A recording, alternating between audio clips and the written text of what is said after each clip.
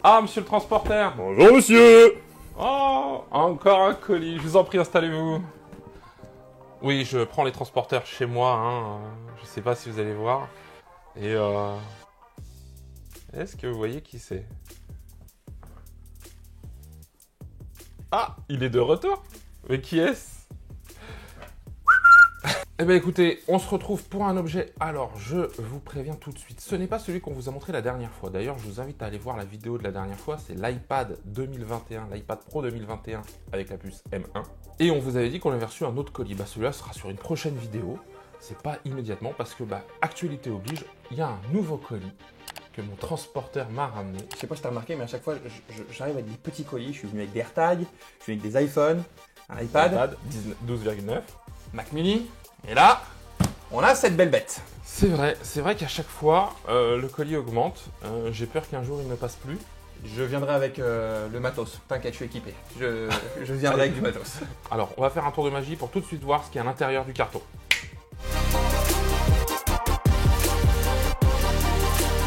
Et oui, un produit, alors c'est le deuxième ordinateur, mais un tout en un, c'est la première fois. L'iMac 2021, le 24 pouces, on va revenir dessus, de couleur bleue. Je le dis, on va prendre du temps sur cette vidéo, il va y avoir des chapitres dans la description, donc allez regarder les chapitres de la description si vous voulez voir des moments précis de la vidéo.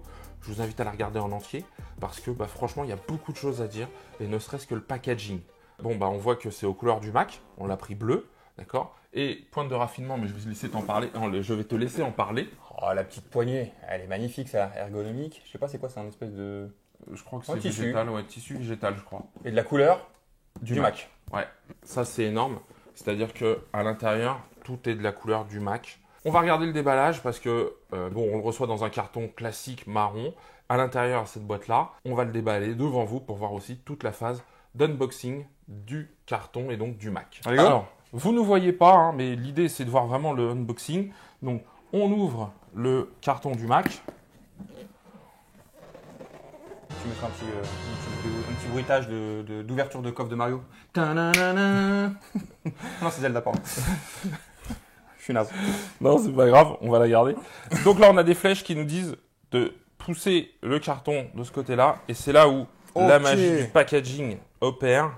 Oh, c'est stylé ça. Ouais, c'est très très stylé. Donc, vous voyez, ça ouvre vraiment le carton. Alors nous, ce qu'on va faire, c'est qu'on va sortir l'iMac. Ah ouais, c'est léger. Ah ouais, moi je prenais le carton en dessous en fait, mais non. Waouh. Ah ouais. Alors premier sentiment, je le dis tout de suite, hein, la finesse. Mais ça, on va le regarder juste après. On va déballer maintenant, une fois qu'on a sorti l'iMac, les accessoires. Le packaging est quand même pas mal fait. Hein. Packaging et ça change, ça n'a plus rien à voir avec avant. Ouais. Non, le packaging, ils l'ont vraiment poussé. Hein. Donc, on a le clavier. Clavier avec Touch ID.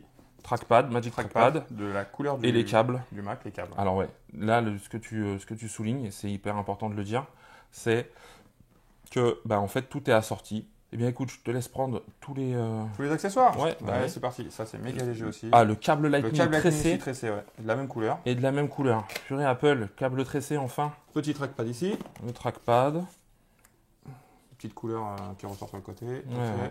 Le câble d'alim. Avec le bloc d'alimentation, qui donc maintenant est extérieur. Avec des petits trucs qu'on parlera tout à l'heure. Ouais. Et le câble, lui, qui va sur la prise. Vous venez de voir le déballage. On n'a pas encore totalement fini de déballer. Je vais te laisser ouvrir. Alors, je le dis dans le ressenti, tu vas pouvoir en parler aussi, mais c'est vraiment très, très beau. Et puis, cette impression de finesse qui ressort, j'en reparlerai juste un petit peu après. Mais je sais pas toi, en plus ça fait très qualitatif, solide. Ça fait très qualitatif. Cette petite feutrine, moi j'adore sur la protection d'écran.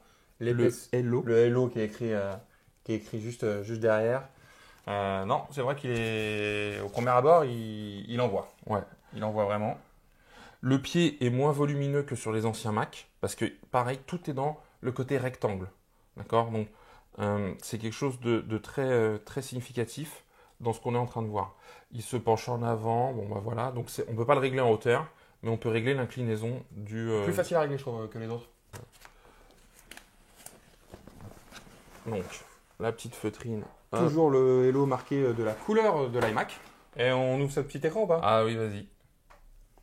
C'est ça qu'on veut, nous. Alors, c'est ça qu'on veut découvrir. Ça, c'est comme sur les iPhones. Hein. Ouais. Et le nouveau modèle, maintenant, tu as un espèce de petit plastique blanc dessus. On n'a pas... Oh, et là, tu découvres la couleur du Mac et de l'écran. Ouais, non, là, c'est pas... il est vraiment il est top. Ouais, il est très beau. Et la pomme est massive. Ouais, la pomme est massive, proéminente. Plastique. Est-ce qu'elle s'allume? Alors ça, on le verra après parce que vous ne le voyez pas, nous on voit le dos. Je vais vous fournir quelques indications par rapport à tout ça. Hein. Donc, on a pris le modèle moyenne gamme. C'est ça. D'accord? Pour ne pas dire l'entrée de gamme.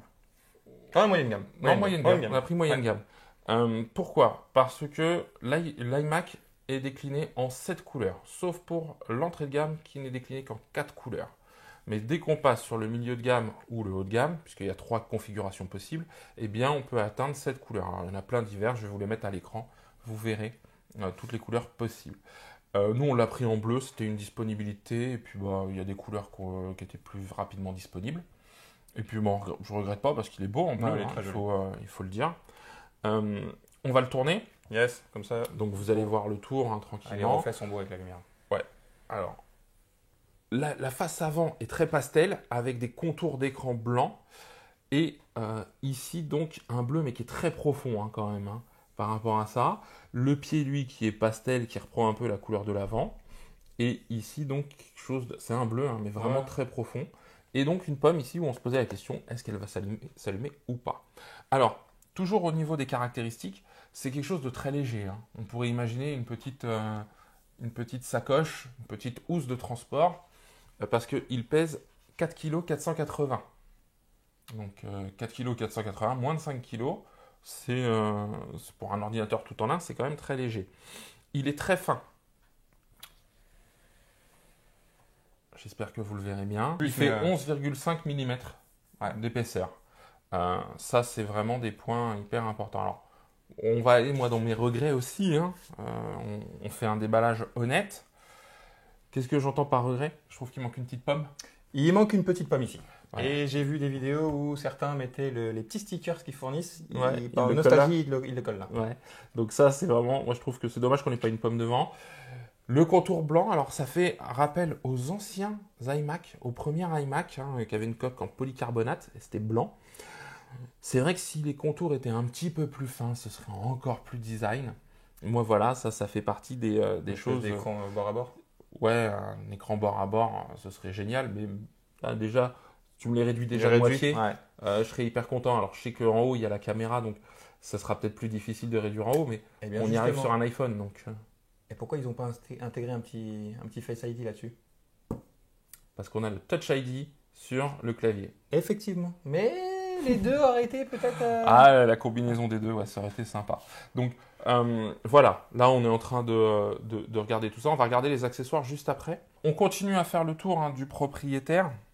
Bon, qu'est-ce qui a changé derrière en termes de... Alors, juste avant, ici, j'espère que vous le verrez à la caméra, j'ai un port jack. D'accord? Donc on peut brancher son casque. Encore une fois, je vais chipoter. Mais j'imagine un casque avec l'entrée ici. Ah, ils auraient peut-être pu le laisser derrière.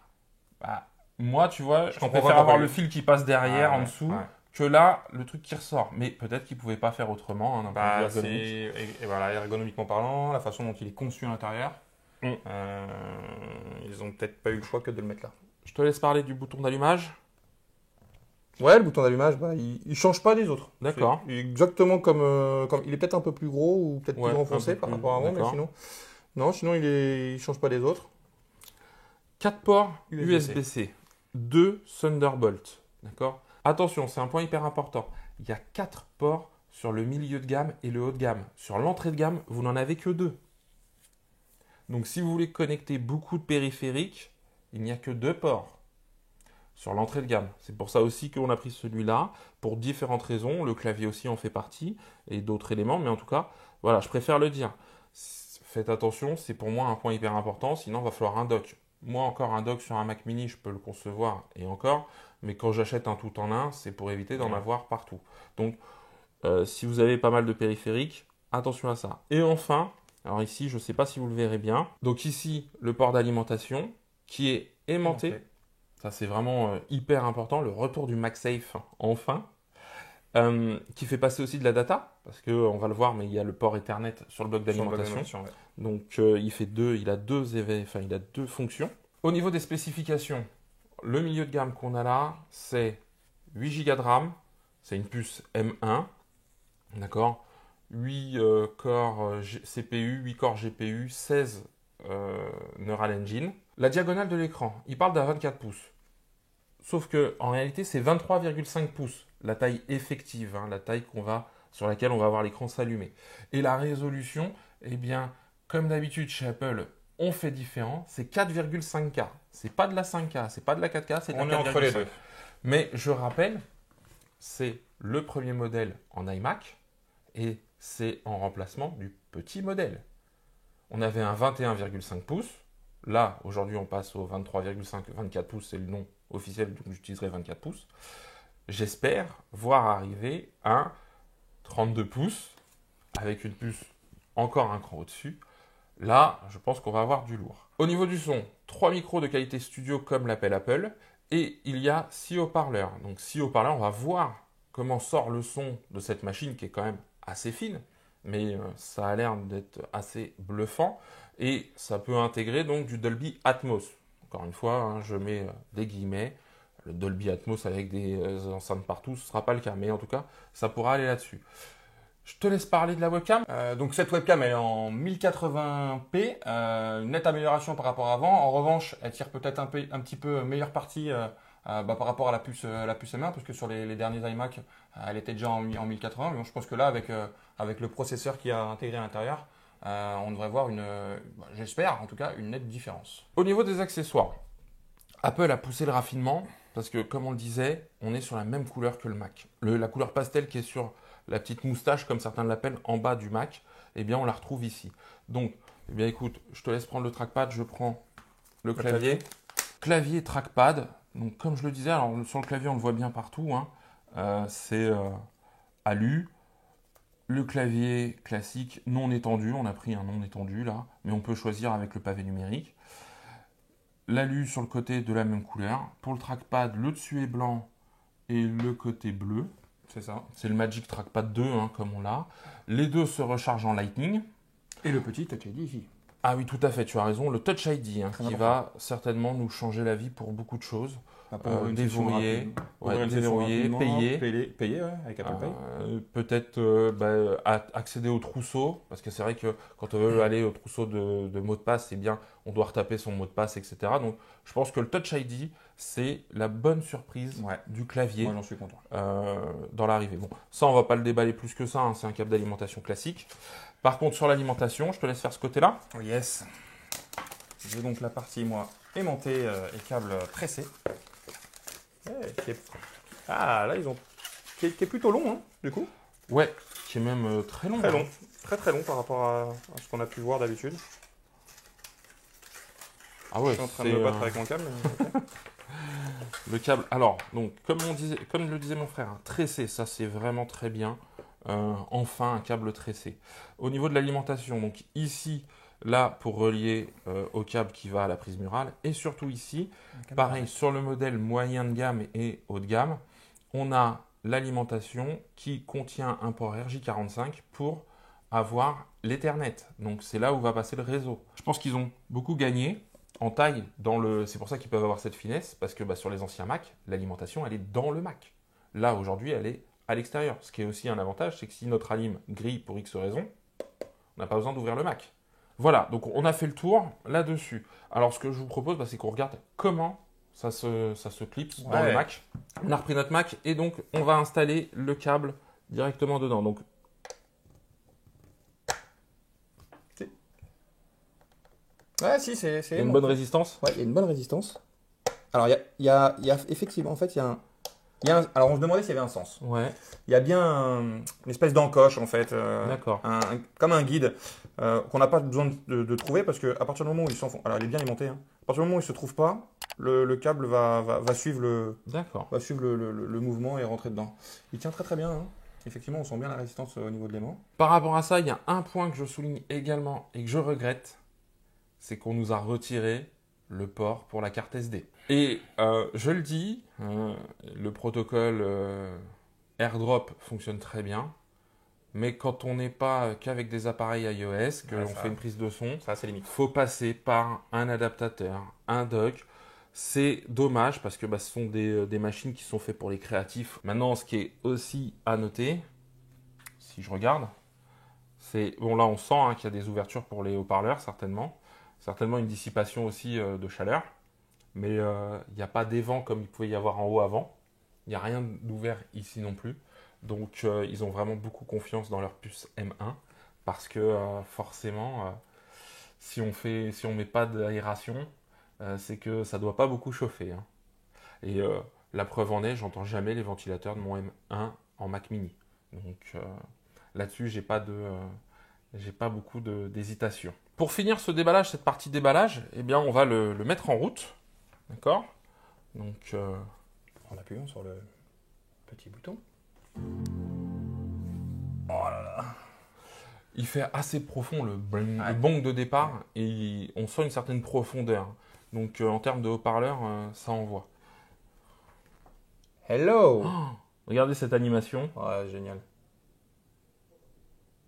D'accord, en différentes langues. Ok. Hello, hola, allô. Normalement bonjour maintenant. Voilà.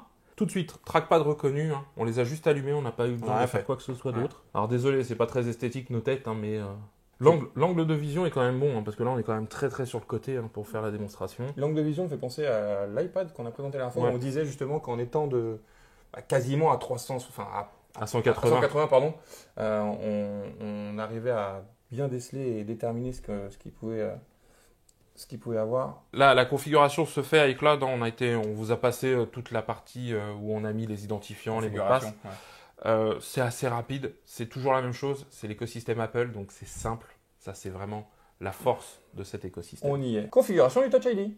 Vas-y. Alors, continue. Ok, bon, c'est comme un iPhone. Hein. Exactement la même chose. Hein. C'est ma vraie empreinte là. C'est ta vraie empreinte. Donc les gens l'ont maintenant. Là, ils ont ton empreinte. Ils peuvent Bon, faire ce qu'ils veulent. je vous fais confiance. Vous l'utiliserez pas, hein, merci. Apple Pay configuré plus tard. Ok. On a le choix de Non, en automatique. En automatique. Ça, c'est les écrans clairs ou sombres en fonction des heures de la journée. Ouais, exactement. Toc. L'affichage True Tone, donc il nous montre avec ou sans True Tone. On voit la nette différence. Hein. Les couleurs sont plus vives ou plus chaudes. Ouais. Plus chaudes. Hey, le fond d'écran, juste le fond d'écran déjà. Ah ouais. Bon. Et là, on est déjà prêt à bosser. Hein. On est déjà dessus. Donc, sincèrement, c'est quoi? C'est 7-8 minutes grand max de même pas de configuration. Il vous faut une prise. Si vous regardez bien, je suis sur une prise et on a tout pour faire fonctionner le Mac directement. Petit conseil à chaque fois, hein, faire une mise à jour au démarrage de n'importe quel appareil. Bon, l'iMac encore plus peut-être parce que voilà, c'est des mises à jour de sécurité très souvent. Donc là, on passe en Big Sur 11.4. Le temps que la mise à jour se fasse, on va vous montrer ce qu'on avait dit. Alors, c'est toujours aussi simple à manipuler. Je te laisse en parler. Et ben la petite pomme. Elle s'allume pas. Elle s'allume pas. L'arrière est très beau. Et c'est vrai que coller ça au fond du bureau et contre un mur, c'est dommage. C'est vraiment dommage. Ah, c'est dommage. Moi, je le vois bien sur un espace de travail où tu aurais un bureau au milieu d'une pièce et où on pourrait mouvoir autour et voir. Un bureau qui est peut-être perpendiculaire au mur en fait, où vous pouvez avoir vraiment quelque chose. C'est dommage de le cacher.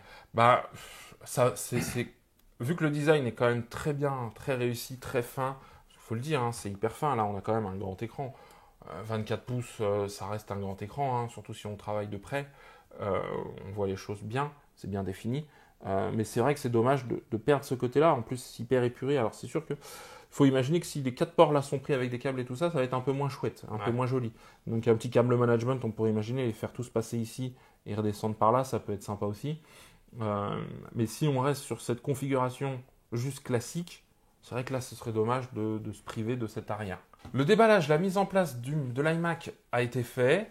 Je te remercie de nous l'avoir apporté. De rien. Moi, je vais l'avoir quelques jours, donc je vais le tester, je vais le pousser. Continuez à regarder la vidéo parce que je vais le comparer au Mac Mini M1. Je vais faire des tests d'export, voir. C'est la même puce, donc pour moi, ça devrait être équivalent, mais on ne sait jamais. Il y a peut-être des choses qui vont être différentes à l'usage et je vais vous en parler. Donc, restez bien connectés. Je te dis à très bientôt. Je te laisse leur faire un petit mot de la fin, mais attention, la vidéo continue derrière. Donc, restez bien connectés pour voir la suite. Moi, je vous fais juste le petit bisou, comme d'hab. Et puis, on se voit bientôt. Bien sûr, avec grand plaisir. Des grands produits. Toujours plus grand, toujours plus haut. grand. Ok. Voilà, j'ai installé l'iMac 2021 sur le bureau. Donc, vous voyez l'un à côté de l'autre. Donc là, j'ai mon Mac Mini M1 avec mon écran. Ici, l'iMac. Donc, je vais vous faire un retour. On va faire des tests. On va regarder un petit peu ce qui se passe en fonctionnement. Donc, comme je le disais, hein, deux Mac M1, un iMac, un Mac Mini. Bon, déjà, première chose qui est flagrante, c'est l'écran en termes de luminosité. Ils sont au même niveau. Je vais pousser les deux à fond, d'accord, pour qu'on puisse voir. Voilà, celui-là est à fond et je pense qu'il est à peu près au même niveau de luminosité que l'iMac. L'iMac, je vais faire la même chose.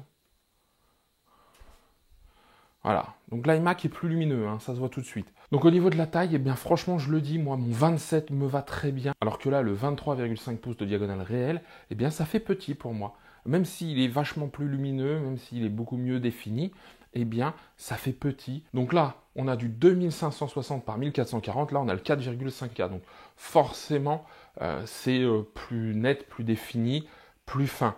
Mais la diagonale, c'est un peu en fait comme les produits comme nos smartphones qui n'ont pas arrêté d'augmenter en taille. Eh bien c'est compliqué pour ceux qui ont eu des grands écrans de revenir à des plus petits écrans. Et bien là, ouais, à l'usage, je m'en rends compte. J'ai du mal à revenir sur du 23-24 pouces, alors que le 27, déjà je veux l'augmenter. Donc ça joue énormément. Alors après, au niveau du son, pareil, c'est très fin, c'est tout petit. En tout cas, et ça crache énormément, hein. Je le dis, le son est vraiment très fort, bien plus fort que sur le 27, alors que en termes d'épaisseur, le 27 fait 2 fois et demi, voire 3 fois plus d'épaisseur que celui-là. Mais là, franchement, ils ont eu le truc, hein, avec les ordinateurs portables, je pense qu'ils ont l'habitude, c'est que dans quelque chose de très fin, ils nous mettent un son puissant par rapport à la taille de l'ordinateur. Alors, bien évidemment, moi, c'est pas quelque chose que je vais utiliser tout le temps. En revanche, c'est vrai que quand on se met en plein écran, avec une vidéo sympa, le son un peu poussé, ça peut faire une petite télé d'appoint, hein, dans certaines pièces, hein. Donc ça peut faire office de ordinateur et de télé, même si 24 pouces c'est petit, mais pour certains ce sera très très bien. Alors on le voit ici, hein, je vais rentrer un peu plus dans le détail, mais on le voit bien ici, là on a quelque chose d'hyper minimaliste. Un câble ici fait que j'ai tout ce qu'il me faut. Alors j'ai mes 4 ports USB-C ici, je peux rajouter mes disques durs externes, etc. Mais quand j'ai fini, je les défais. Et donc, j'ai quelque chose de très clean au niveau de l'installation. Là, forcément, je suis sur une configuration avec un Mac Mini. J'ai ma carte son que je mettrai ici, hein, si je devais utiliser celui-là. J'ai le dock. Le dock aussi, je l'utiliserai. Pourquoi? Ne serait-ce que pour ça. Voilà. La carte SD dont j'avais parlé dans l'introduction, qui est absente sur celui-ci. Donc, voilà. Il y a plein de choses qui manquent. Mais pourtant, pour ceux qui n'ont pas besoin de tous ces éléments-là, eh bien, ce sera largement suffisant. 4 ports USB-C, on va bien fonctionner, dont 2 en Thunderbolt. D'après moi, il y a de quoi faire, hein. Donc, et puis aujourd'hui, on a de plus en plus de choses en sans fil, donc on en a de moins en moins besoin. Moi, j'ai ça parce que j'ai la carte son, j'ai le dock, j'ai le Mac Mini forcément qui joue là-dessus. J'ai éventuellement donc les micros en plus, donc c'est pour ça que j'ai cette configuration ici. Alors à l'usage, je n'ai pas noté de différence de rapidité entre les deux. C'est-à-dire que quand je parle d'usage, c'est aller sur Internet, ouvrir un document, voilà, ce genre de choses. J'ai pas constaté de différence dans la latence, etc. En même temps, je suis pas trop surpris. Pourquoi? Parce que, ce sont deux puces M1. Alors, juste pour information, là, je suis en 16 Go, là, je suis en 8 Go en termes de RAM. Donc, ça peut faire une différence sur certaines choses, mais là, en tout cas, sur le tout venant, vraiment une pratique plutôt bureautique, un peu de vidéo, mais plutôt à regarder, j'ai vraiment pas constaté d'écart entre les deux. Maintenant, restez connectés parce que, on va faire un test d'export de vidéo, voir lequel est le plus rapide à ce niveau-là. On va faire 2-3 tests ensemble. Voilà. Premier test, on va ouvrir Safari. Bon, vous voyez, c'est quasi instantané des deux côtés. Ça me choque pas. Une différence constatée, c'est au niveau de la lecture et écriture sur le SSD, le disque dur interne. Celui du Mac Mini est plus véloce. Alors, attention, ce ne sont pas les mêmes. Là, c'est un 256 Go, c'est quasiment l'entrée de gamme chez Apple. Là, j'ai pris 1 Tera. Souvent, les disques durs de grande capacité chez Apple ont de meilleurs résultats. Je vous les affiche, vous les verrez, hein, d'accord, de meilleurs résultats en termes d'écriture ou de lecture sur le SSD interne. Et bien là, ça se vérifie. Le 1 Tera est un peu plus véloce que celui-ci. Mais encore une fois, pas de quoi noter une grande différence sur une application classique. Alors, on va faire un test d'export vidéo pour voir s'il y a une différence. J'espère pas trop, parce que sur 2 fois la même puce. Donc on va regarder ça. Et puis en même temps, pendant que l'export se fera, et puis en même temps, pendant que l'export se fera, eh bien je vais vous commenter 2-3 éléments que je voulais vous fournir, 2-3 informations supplémentaires de ce que moi je pense sur cet iMac 24 pouces 2021, puce Apple Silicon M1. On va ouvrir sur les deux Final Cut. Désolé, je vous tourne le dos, hein, c'est pas très poli. J'ai cliqué en même temps. Final Cut des deux côtés. Bon, voilà. La différence là d'ouverture, hein, c'est peut-être la différence de clic. C'est pas grand chose, en tout cas à ce niveau-là. Je vais, dans les deux cas, voilà, faire un nouvel événement. Une vidéo que je vais exporter en Full HD. Voilà. Je vais faire la même chose ici. Donc alors, il y a un petit spoil là-dedans, c'est une prochaine vidéo qui va parler de l'Apple TV 4K, donc abonnez-vous, mettez la cloche, vous connaissez, d'accord?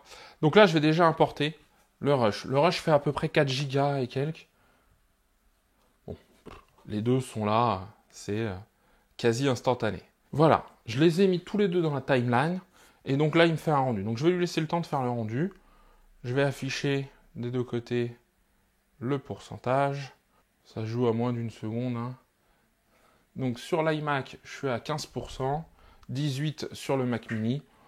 Ça se tient, on va voir, hein, mais normalement, je pense qu'en termes de performance, il n'y aura pas d'écart. Alors, le temps que ça se fait, eh bien moi je vais vous parler un petit peu d'autres éléments. Le clavier. Alors le trackpad, rien à dire pour moi, c'est vraiment le même trackpad que celui que j'ai en gris sidéral. Au niveau du clavier, alors le Touch ID, c'est génial parce que pour ouvrir sa session, on met son doigt comme qu'on avait sur nos iPhones avant le Face ID et ça nous ouvre la session. Alors attention, pas après un redémarrage, c'est-à-dire que quand il s'est mis en veille et que je veux rallumer une session, et bien là le Touch ID fonctionne. Si je l'ai complètement éteint et redémarré l'ordinateur, il me demande la première fois le mot de passe. Ça fonctionne aussi pour les mots de passe sur les sites, ce genre de choses, pour les paiements, donc ça c'est vraiment un plus indéniable. En revanche, la taille du clavier, eh bien, elle est donc il y a toute la partie étendue qu'il n'y a pas, et moi, voilà, ça me manque parce que voilà, les flèches là sont les unes avec les autres, c'est vraiment très petit. Et ça me pose question. Alors, vous voyez là, on fait un test en même temps ensemble, et 85% ici, 89% ici, donc on est vraiment sur quelque chose de similaire. En revanche, je ne sais pas si vous l'entendez, mais les ventilateurs se sont déclenchés. Ce qui me paraît logique. C'est très fin, toute l'électronique est ici. On fait tenir donc tout l'ordinateur dans cette partie-là. Je sens un léger souffle. Le Mac mini, lui, zéro bruit, hein, zéro souffle. Ce qui n'entache pas les performances des deux côtés, c'est terminé. C'est parti, j'ai vraiment été synchro des deux côtés. Et donc là, la tâche de rendu se lance. Je vais remettre les pourcentages. Vraiment, pas de différence là notable au bout de 15-16% de vidéo. Je vais accélérer toute cette partie de vidéo pour qu'on voit à la fin s'il y a une différence entre les deux ou pas au niveau des performances.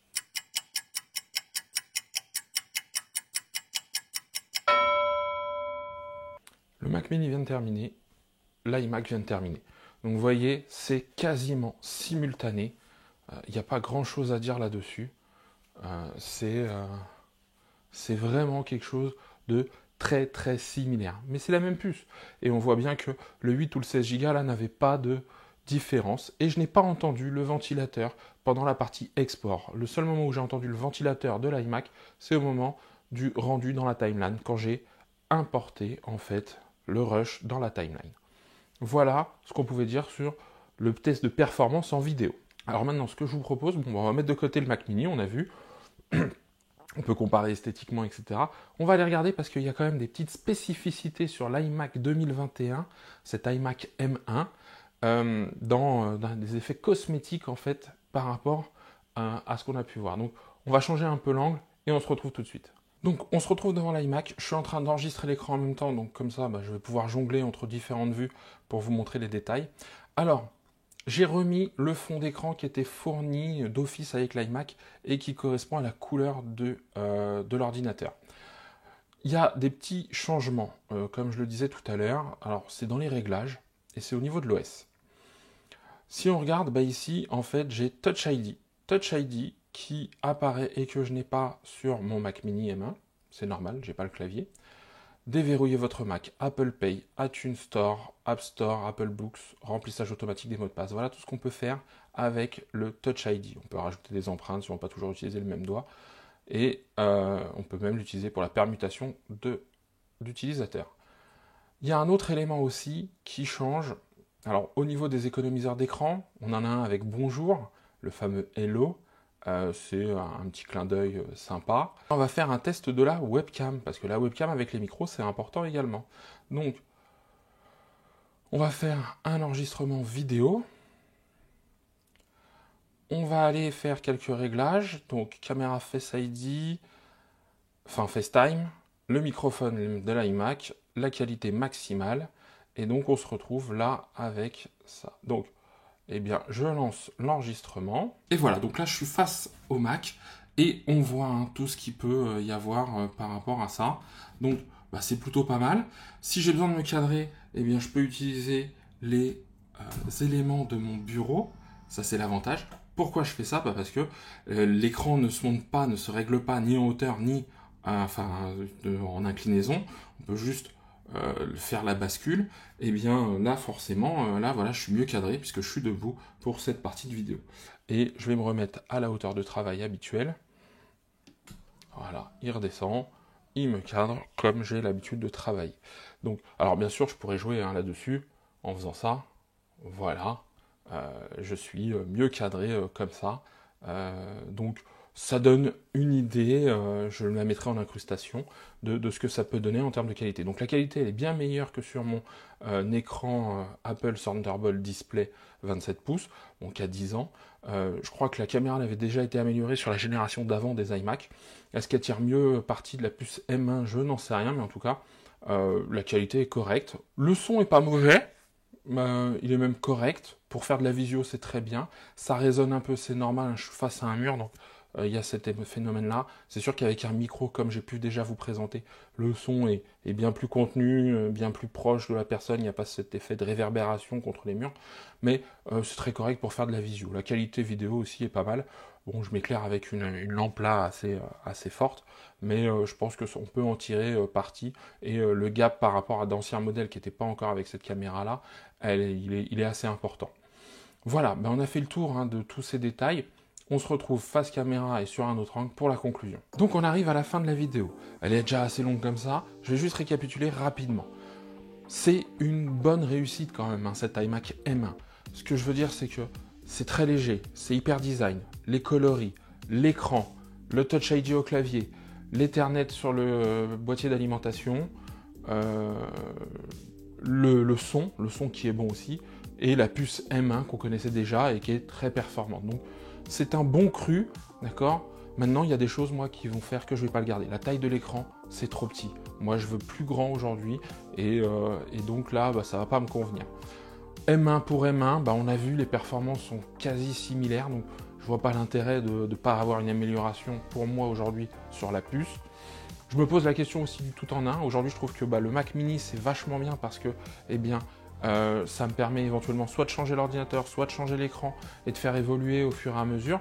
Là, on change rien, enfin en fait on change tout, donc ça c'est une grosse différence. Absence de port SD, c'est dommage, pour un tout en un, encore avoir des dongles, des adaptateurs, ce genre de choses, je trouve pas ça génial. La prise casque sur le côté, je trouve que c'est dommage, peut-être l'avoir mis à un autre endroit pour que ça se voit moins quand on va brancher le casque. Voilà, c'est les points principaux que je lui reprocherais. Après, le dernier point, c'est le tarif. Franchement, le tarif, moi, ce qui me fait tiquer, c'est les 256 Go de SSD. D'accord? Je trouve ça léger pour un Mac, je le dis. C'est ce que j'avais sur mon MacBook Pro 15 pouces de 2014. 7 ans plus tard, on est avec la même capacité. Alors le SSD est plus véloce, ça c'est sûr, mais on est sur la même capacité. Je pense que voilà, pour le même prix, à 512 Go déjà, ce serait plus acceptable. Et ça aurait été cool que le milieu de gamme soit à 1499. Vous voyez, un 1349, 1399 pour l'entrée de gamme. Un peu plus pour celui-là et peut-être le haut de gamme le laisser au même prix, quoi, au final, avec 1 Tera ou de stockage, ou 512 pour le milieu de gamme et le haut de gamme. Mais voilà, des petites choses en plus qui auraient été sympas. Et c'est la seule différence d'ailleurs entre le milieu et le haut de gamme, c'est 256 Go de plus de SSD, donc 256 sur le milieu de gamme et 512 sur le haut de gamme. Voilà, donc c'est ce qui fait que je ne vais pas moi en changer aujourd'hui. C'est bon, c'est terminé. Je ne vous embête plus avec l'iMac M1. Je vous remercie d'avoir suivi cette vidéo un peu longue jusqu'au bout. Merci à mon frère de m'avoir apporté ce bel objet. C'était vraiment cool à tester. Pensez à vous abonner, ça fait plaisir à moi. Vous serez informé des futures vidéos si vous activez la cloche des notifications. Partagez la vidéo si vous savez qu'il y a des personnes qui se posent des questions sur l'achat, sur à quoi ressemble un iMac 24 pouces M1. Eh bien, je pense que la vidéo va leur donner pas mal de choses. Si vous avez des questions dessus, les commentaires juste en dessous sont là pour ça. Je vous dis à très bientôt pour un nouveau test et surtout, prenez soin de vous.